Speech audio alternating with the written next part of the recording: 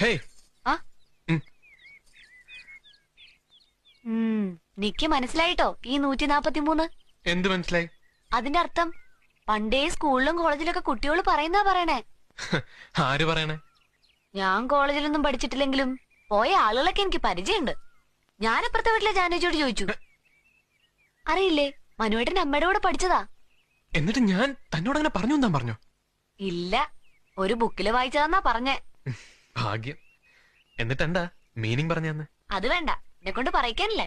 ഞാൻ ഈ വളിപ്പൊക്കെ അടിക്കുന്നതേ എനിക്കയാളെ കണ്ടപ്പോഴേ ഒരുപാട് മുമ്പേ അറിയാവുന്നൊരു തോന്നലായിരുന്നു. തെറ്റിദ്ധരിക്കല്ലേ? എന്താ? ഹേയ്, ഒന്നുമില്ല. പറയൂ.